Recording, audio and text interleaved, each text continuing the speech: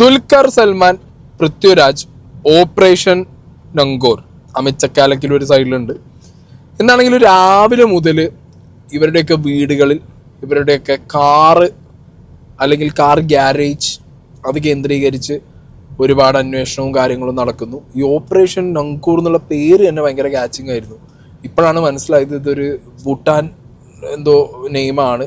Vehicles, വാഹനങ്ങൾ, അതാണ് ഈ ഒരു നെയിമിനൊരു അർത്ഥമായിട്ട് വരുന്നതെന്നുള്ളത്. എന്താണെങ്കിലും ഓപ്പറേഷൻ നങ്കോർ എന്ന് പറഞ്ഞിട്ട് ഭൂട്ടാനിൽ നിന്ന് ഇന്ത്യയിലേക്ക് എത്തിച്ച് ഇന്ത്യയിൽ അത് ഫേക്ക് ഡോക്യുമെൻറ്റ്സ് ഉണ്ടാക്കി രജിസ്റ്റർ ചെയ്ത് ഇവിടുത്തെ ടാക്സ് വെട്ടിച്ച് 5 ലക്ഷം ഇന്ത്യൻ രൂപ അല്ലെങ്കിൽ 10 ലക്ഷം ഇന്ത്യൻ രൂപയുടെ ഉള്ളിൽ വരുന്ന അത്രമാത്രം വിലയിൽ ഇന്ത്യയിൽ അവർ കൊണ്ടുവന്ന് അവിടെ എക്സ്പെൻസ് ഒക്കെ മീറ്റ് ചെയ്ത് എത്തുന്ന സാധനങ്ങൾ തിരിച്ച് സെലിബ്രിറ്റീസിൻ്റെ അടുത്ത്, വിൻറ്റേജ് വെഹിക്കിൾസ് എസ്പെഷ്യലി 40, 50, 60 ലക്ഷയ്ക്ക് മറച്ച് വിൽക്കുന്ന ഒരു എന്താ പറയുക ഗൂഢസംഘം എന്നാ. അത് ഇനി എല്ലാവരും അറിഞ്ഞുകൊണ്ടിട്ടുള്ള പരിപാടിയാണോ എന്ന് പറയാൻ പാടില്ല. എന്നാണെങ്കിൽ അങ്ങനെ ഒരു ഐറ്റം ഓക്കെ ഇതുവരെ നമ്മൾ എവിടെയും ഇങ്ങനത്തെ ഒരു സ്കീമിനെ കുറിച്ച് അധികം എന്ത് ചെയ്തിട്ടില്ല, അറിഞ്ഞിട്ടില്ല. പക്ഷേ ഇപ്പോൾ ഇത് പുറത്തു വരുന്നു.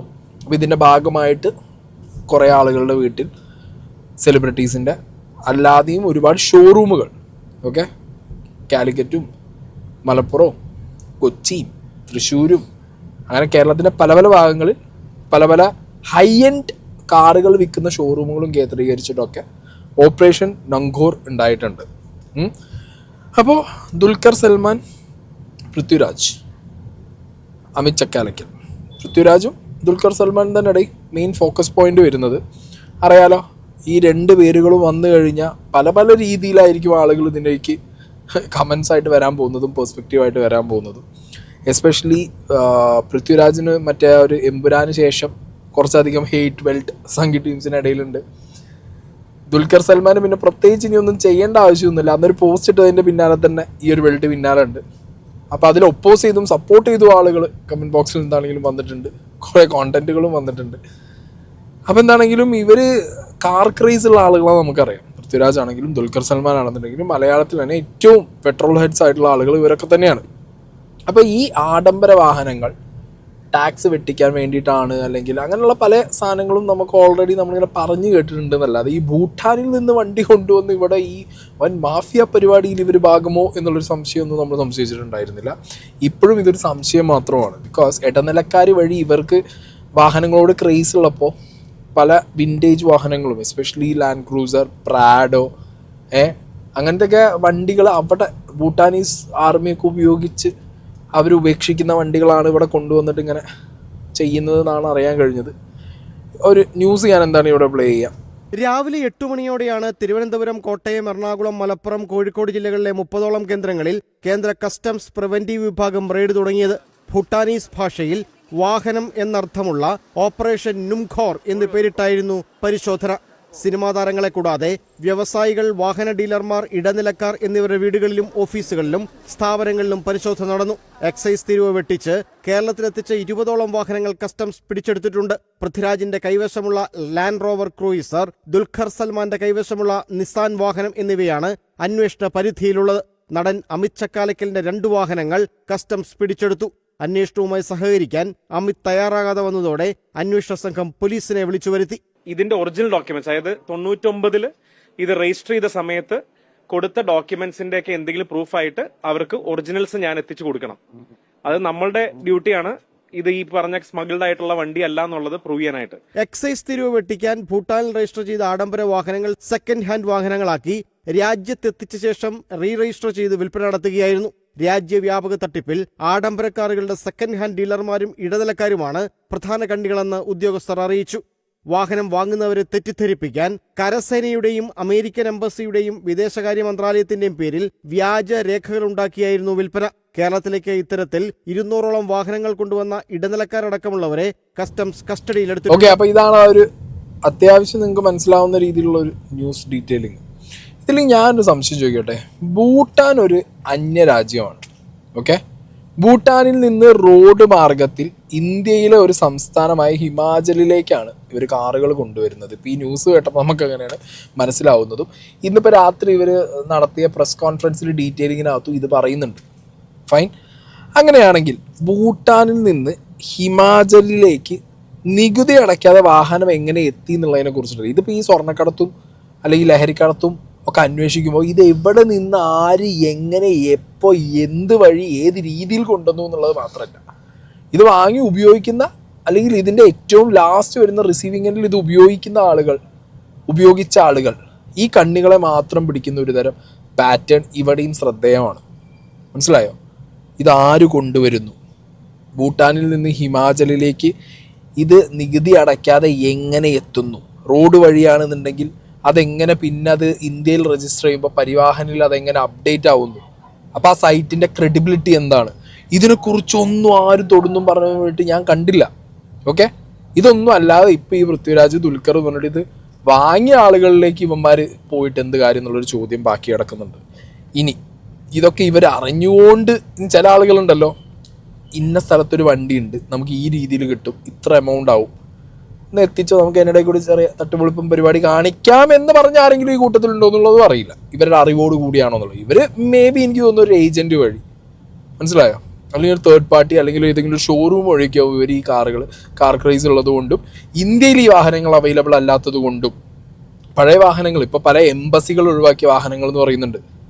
അപ്പം അങ്ങനെയൊക്കെ പലരും ഇവരെ കൺവിൻസ് ചെയ്തതുകൊണ്ട് ഇവർ മേടിച്ച് വെച്ചതും ആയിരിക്കാം.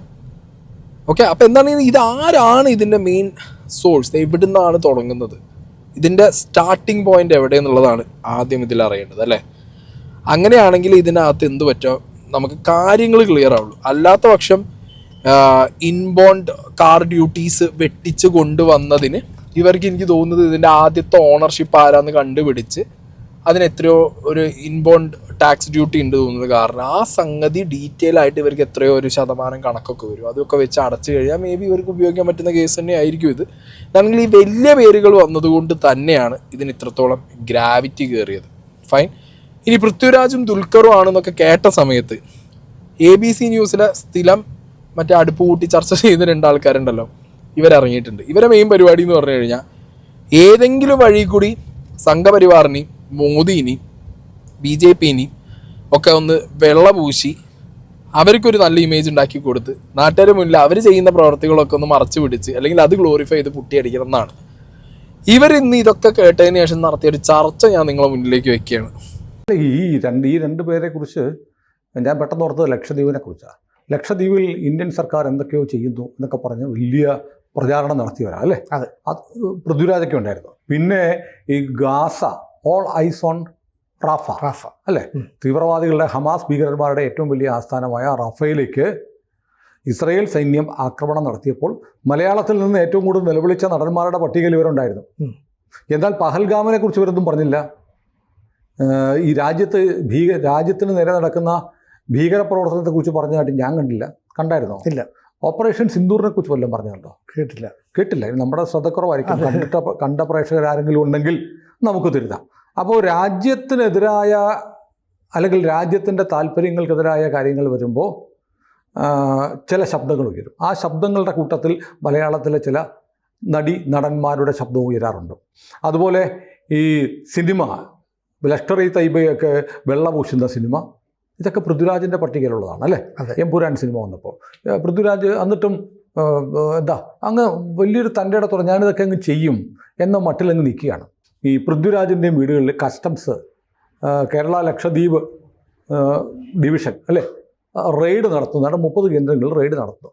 അപ്പോൾ ഞാൻ പെട്ടെന്ന് ഓർക്കുന്നത് ഈ കുറേ വർഷങ്ങൾക്ക് മുമ്പ് കേന്ദ്രഭരണ പ്രദേശങ്ങളിൽ കുറേ വർഷങ്ങൾക്ക് മുമ്പല്ല ഇപ്പോഴും അങ്ങനെ തന്നെയാണ്. ഞാൻ പറയാൻ വന്ന കുറേ വർഷങ്ങൾക്ക് മുമ്പ് കേന്ദ്രഭരണ പ്രദേശമായ പോണ്ടിച്ചേരിയിൽ നിന്ന് സുരേഷ് ഗോപി ഒരു കാറ് വാങ്ങിയിരുന്നു അല്ലേ. അതെ.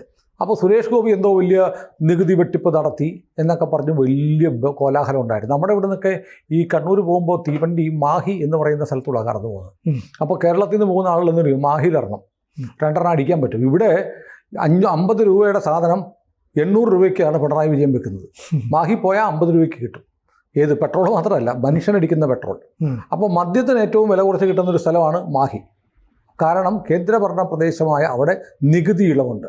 മദ്യത്തിനുണ്ട്, സകല സാധനങ്ങൾക്കും, പെട്രോളിനുണ്ട്, ഇലക്ട്രോണിക്സ്, എന്ത് സാധനങ്ങൾക്കും മാഹിയിൽ കേന്ദ്രഭരണ പ്രദേശമായ ഇത് ആയതുകൊണ്ട് ഇളവുണ്ട്. പോണ്ടിച്ചേരി സംസ്ഥാനത്തിൻ്റെ ഭാഗമാണല്ലോ മാഹി. അപ്പം ഞാൻ ആലോചിക്കുക, കേരളം മുഴുവൻ ഒരു കേന്ദ്രഭരണ പ്രദേശമാക്കി മാറ്റിയിരുന്നെങ്കിൽ കേരളത്തിലെ ജനങ്ങൾക്ക് സുഭിക്ഷമായി ജീവിക്കാൻ പറ്റുന്നു. എന്തുവാടെ ഈ പറഞ്ഞുകൊണ്ടിരിക്കുന്നത്? PY രജിസ്ട്രേഷനിലുള്ള വണ്ടി ഇവിടുത്തെ ഇപ്പോഴത്തെ കേന്ദ്രമന്ത്രിയായ ശ്രീ സുരേഷ് ഗോപി ഇയാൾ ഉപയോഗിച്ച സമയത്ത് എല്ലാവർക്കും ഇവിടെ എന്തുകൊണ്ടാണ് നാട്ടുകാർ PY വണ്ടി ഉപയോഗിക്കണത് എന്നുള്ളതിനെ കുറിച്ചൊരു മിനിമം ബോധം എല്ലാവർക്കും ഉണ്ടടേ. മനസ്സിലായോ? ഇവിടുത്തെ റോഡ് ടാക്സിനേക്കാൾ കുറവായതുകൊണ്ട് അവിടെ ആ സാധനം അത്രയും കുറഞ്ഞ പൈസയ്ക്ക് എടുത്ത് ഉപയോഗിക്കാൻ പറ്റും. അവിടെ രജിസ്റ്റർ ചെയ്താൽ അവിടെ താമസവും വേണ്ട, ഒന്നും വേണ്ട. അവിടെ ഈ ഫേക്കായിട്ട് സാധനങ്ങൾ ഉണ്ടായി അതുവരെ ഇരുന്ന് പച്ചക്കിരുന്ന് ഗ്ലോറിഫൈ ചെയ്യാൻ നാണമില്ല എന്നാണ് ചോദിക്കുന്നത്. ഇത്തിരിയെങ്കിലും ഉളുപ്പ് ലേശെങ്കിലും വേണ്ടേ? ഇതെന്താ ഒരു പ്രത്യേക തരം ഒരു പ്രൊപ്പഗണ്ടയാണ് ഇവർക്ക് രണ്ടുപേർക്കും ഉള്ളത്. പൃഥ്വിരാജ്, ദുൽഖർ, ഫഹദ് ഫാസിൽ എന്നൊക്കെ പറഞ്ഞു കഴിഞ്ഞാൽ ഇവരങ്ങോട്ട് ചാടി ഇറങ്ങും. സംഘത്തിന് മുന്നിൽ എന്തായാലും കുനിഞ്ഞു നിൽക്കാത്ത കുറച്ച് ആൾക്കാരാണുള്ളവർ. സംഘത്തിന് വേണ്ടി കുനിയുന്നവർക്ക് ഒരു പുട്ടിയടി, സംഘത്തിന് വേണ്ടി കുനിയാത്തവർക്ക് കുണ്ടിക്കടി. ഇതാണ് ഇവന്മാരെ പരിപാടി. അല്ലാതെ ഇറ്റങ്ങളെ കുറിച്ച് എനിക്ക് ഒന്നും പറയാനില്ല. കാരണം ഇത് കണ്ടിട്ട് എനിക്ക് അത്രയും കുരു പൊട്ടിയോണ്ടാണ് ഞാൻ പറഞ്ഞത്. ഈ എജാതി പുട്ടിയിടൂ വിട്, അത് ഒഴിവാക്കി. ഇനി അടുത്തത് നമ്മൾ പറയാൻ പോകുന്നത് ഇന്നിപ്പോൾ ഉണ്ടായ, ഇപ്പോൾ കുറച്ച് മണിക്കൂറുകൾക്ക് മുമ്പുണ്ടായ ഇതിൻ്റെ ഡീറ്റെയിലിംഗ് വന്നിട്ടുണ്ടായിരുന്നു. ഓക്കെ, അപ്പോൾ ഇതിനകത്ത് ഇവർ കുറച്ച് കാര്യങ്ങൾ ഓഫീസർ പറയുന്നുണ്ട്, നമുക്കൊന്ന് കേട്ട് നോക്കാം. ഈ സംഘം ഭൂട്ടാനിൽ നിന്ന് ഭൂട്ടാനിലേക്ക് വണ്ടികൾ ആദ്യം എത്തിച്ചതിന് ശേഷം ഹൈ എൻഡ് കാർസ്, വളരെ വില കൂടിയ കാറുകൾ അവിടെ നിന്ന് പല വഴിയായി ഇന്ത്യയിലേക്ക് കടത്തിക്കൊണ്ടുവരികയായിരുന്നു. അതിനുവേണ്ടി ഇന്ത്യൻ കറൻസിയും ഫോറിൻ കറൻസിയും നേപ്പാളിലേക്ക് ഭൂട്ടാനിലേക്ക് കൊണ്ടുപോകും. അവിടെ നിന്ന് ഒന്നുകിൽ CKD കണ്ടീഷൻ, അതായത് കംപ്ലീറ്റ്ലി നോക്ക് ഡൗൺ ആയിട്ടുള്ള രീതിയിലോ, അതായത് പാർട്സ് ആയിട്ട്, അല്ലെങ്കിൽ വണ്ടികൾ വരുന്ന വലിയ കണ്ടെയ്നറുകളുണ്ട്, ആ കണ്ടെയ്നറുകളിലോ അല്ലാതെ നമ്മൾ ഭൂട്ടാനിൽ നിന്ന് ടൂറിസ്റ്റ് ആയിട്ട് ഇന്ത്യയിലേക്ക് വരണമെങ്കിൽ അവർക്ക് ഡയറക്റ്റായിട്ട് വണ്ടി ഓടിച്ച് വരാം, പെർമിറ്റ് ഉണ്ടെങ്കിൽ.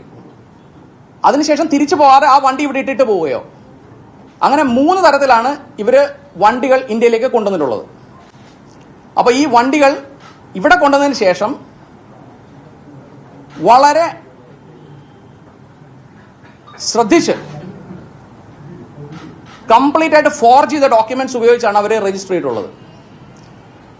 പ്രധാനമായിട്ടും നമ്മുടെ വളരെ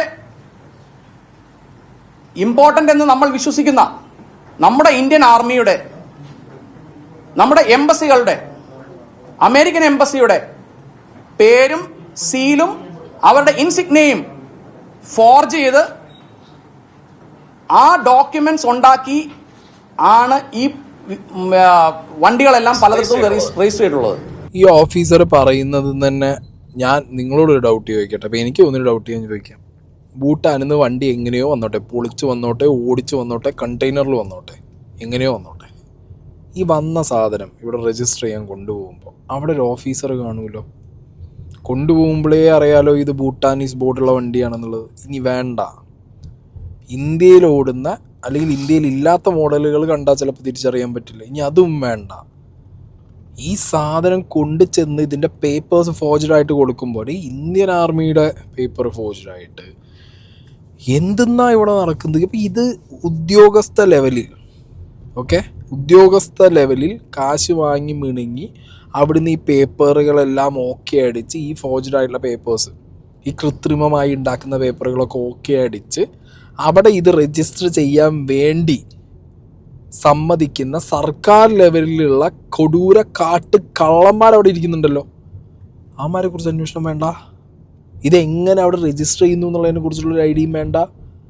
ഇത് അവിടെ രജിസ്റ്റർ ചെയ്തതിന് ശേഷം ആ സ്റ്റേറ്റിൽ നിന്ന് വേറൊരു സ്റ്റേറ്റിലേക്ക് വന്ന് അവിടെ നിന്ന് അത് ഇവിടെ ഉള്ള ഒരു സെലിബ്രിറ്റിയുടെ കയ്യിലെത്തുമ്പോൾ അയാളെ ഒരു പറ്റിക്കില്ലടേ.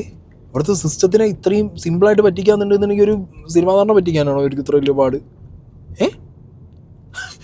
ഇത് ഓക്കെ, 190 180 വണ്ടികൾ കേരളത്തിലുണ്ടെന്നാണ് പറയുന്നത്.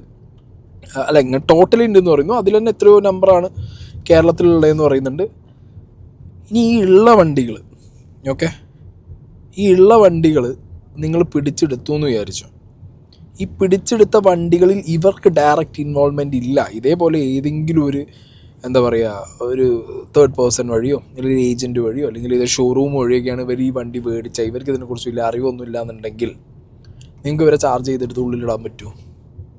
അതും പറ്റില്ലല്ലോ. കാരണം അവിടെയാണ് ഏറ്റവും വലിയ അഴിമതി നടക്കുന്നത്.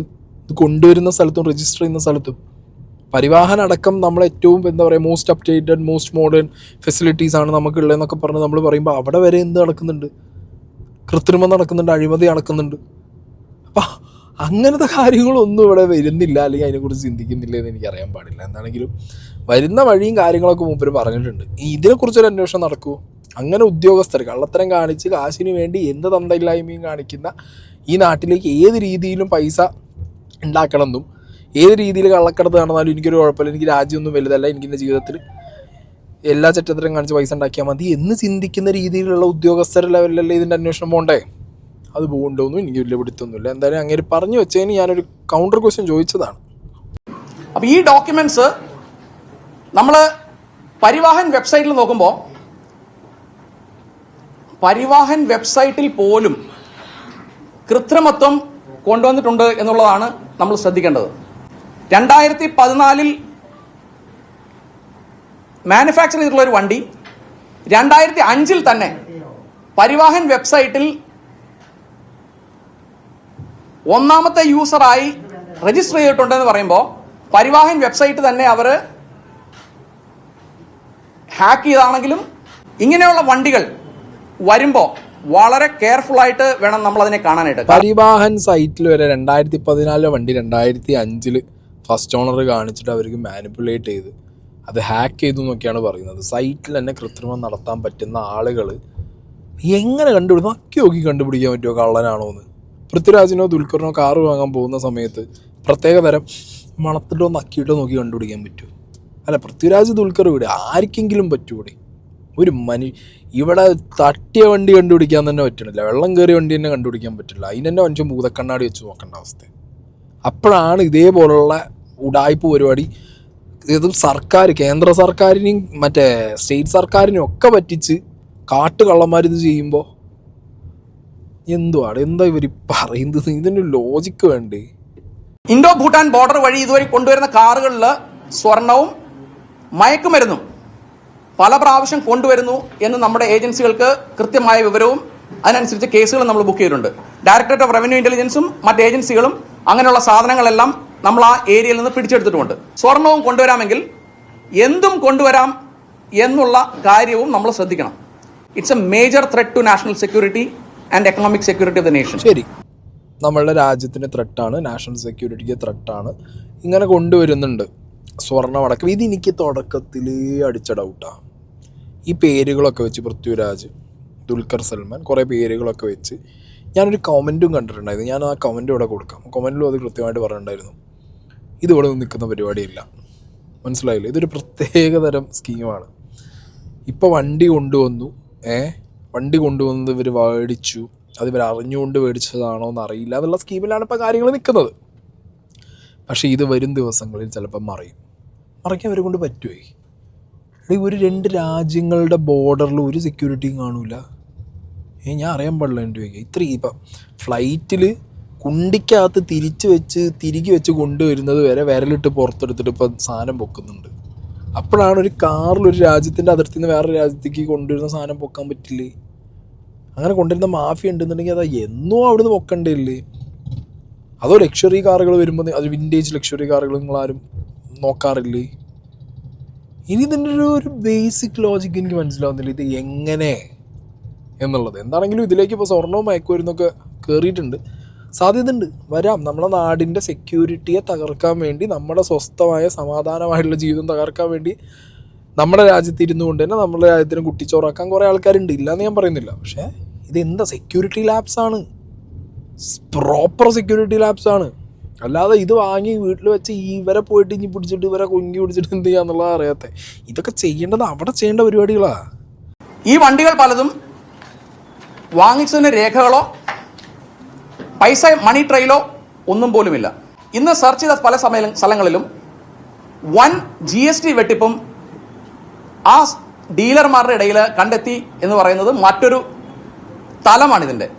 കേരളത്തിൽ ഒരു വണ്ടി വെളിയിൽ നിന്ന് വന്നാൽ ആ വണ്ടി 1 മാസത്തിനകം രജിസ്റ്റർ ചെയ്തിരിക്കണം എന്നുള്ള നിയമം ഇരിക്കെ 6-8 മാസങ്ങൾ കഴിഞ്ഞിട്ടും ഇപ്പോഴും കേരളത്തിലുള്ള ആരുടെയും പേരിൽ രജിസ്റ്റർ ചെയ്യാതെ വെളിയിലുള്ള ആരുടെയോ പേരിൽ അഡ്രസ് അറിഞ്ഞുകൂടാത്ത പലരുടെയും പേരിൽ കേരളത്തിൻ്റെ നിരങ്ങളിലൂടെ ഇപ്പോഴും ചീറിപ്പായുന്നു എന്ന് പറയുന്നത് നമുക്കും ഒരു ത്രെട്ട് തന്നെയാണ്. സാർ ரொம்ப കാലമായിട്ട് ഇത് തന്നെയാണ് ഇവിടെ പണി വെച്ചുകൊണ്ടിരിക്കുന്നത്. DL-ഉം MH-ഉം DN-ഉം KA ആയിട്ട് PY ആയിട്ട് ഇഷ്ടംപോലെ വണ്ടികൾ, HR അങ്ങനെ കണ്ടമാനം വണ്ടികൾ നമ്മൾ റോട്ടിലിറങ്ങി ഓടുന്നില്ലേ? അതൊക്കെ നിങ്ങൾ പിടിച്ചിട്ടുണ്ടോ? ഇപ്പം എന്താണെങ്കിലും ഒരു കാര്യം മനസ്സിലായി, ഇനിയുള്ള കുറച്ച് ദിവസം ഇതിൻ്റെ ഒരു കളിയായിരിക്കും. അതുകൊണ്ട് അന്യ സംസ്ഥാനങ്ങളിൽ നിന്ന് വാഹനങ്ങൾ കൊണ്ടുവന്ന് രജിസ്റ്റർ ചെയ്യാതെ ഉപയോഗിക്കുന്നവരുടെ ശ്രദ്ധയ്ക്കാണ് പെടും. മനസ്സിലായ? മര്യാദയ്ക്ക് ഇവിടെ ടാക്സ് അടിച്ച് രജിസ്റ്റർ ചെയ്താൽ നിങ്ങൾക്ക് നല്ലത്. പിന്നെ സെലിബ്രിറ്റീസിനോടാണ് പല സാഹചര്യത്തിലും എനിക്കും തോന്നായിക്കൊന്നും വന്നിട്ടുണ്ടായിരുന്നില്ല. നല്ല ലാൻഡ് ക്രൂസർ, നല്ല പ്രാഡോ, അങ്ങനെ ചില വിൻറ്റേജ് ഹയർ എൻഡ് വണ്ടികൾ കാണുമ്പോൾ 10, 20 അല്ലെങ്കിൽ 30 ലക്ഷം രൂപയ്ക്ക് ഇതൊക്കെ കിട്ടുന്നറിയുമ്പോൾ ഇനിയിപ്പോൾ എവിടെയെങ്കിലും കടം മേടിച്ച് എന്തെങ്കിലും വിറ്റിട്ടാണെങ്കിലും ആ ക്രൈസ് കൊണ്ട് നമുക്ക് തോന്നും. ആ ക്രൈസ് ഒന്നും ഇനി വേണ്ട മക്കളെ. കാരണം ഇതൊക്കെ എവിടെന്നെങ്കിലുമൊക്കെ ഈ പറഞ്ഞ മാതിരി അടിച്ചു മാറ്റി കൊണ്ടുവന്നിട്ട് മാറ്റിയടിക്കുന്ന സാധനങ്ങളായിരിക്കാം. കാശുണ്ടെങ്കിൽ മാത്രം മേടിച്ചാൽ മതി നമ്മളൊക്കെ. അല്ലാതെ കുറഞ്ഞ കാശ് കിട്ടുമെന്ന് പറയുമ്പോൾ കുറഞ്ഞ കാശ് ഇൻ ദ സെൻസ് മറ്റേത് 60-70 കൊടുക്കുമ്പോൾ ഇവിടെ 30-40 കൊടുത്താൽ മതിയുള്ള സ്കീമൊന്നും ആരും പോയി എടുക്കാൻ നിൽക്കണ്ട, പണി വാളും. ഓക്കെ, ഭൂട്ടാനെന്നോ ഇനി വേറെ ഏതൊക്കെ രാജ്യത്തുനിന്നോ വന്നോ എന്നുള്ളതൊന്നും കണ്ട അറിയാൻ പാടില്ലടി. മനസ്സിലായോ? എന്താണെങ്കിലും ഇതൊരു പുതിയ ഐറ്റമാണ്. ഇതിൻ്റെ എന്തിൻ്റെയോ ഒരു തുടക്കം പോലെ എനിക്ക് തോന്നുന്നുണ്ട്. എവിടെ ചെന്നെത്തുന്നു നമുക്ക് നോക്കാം.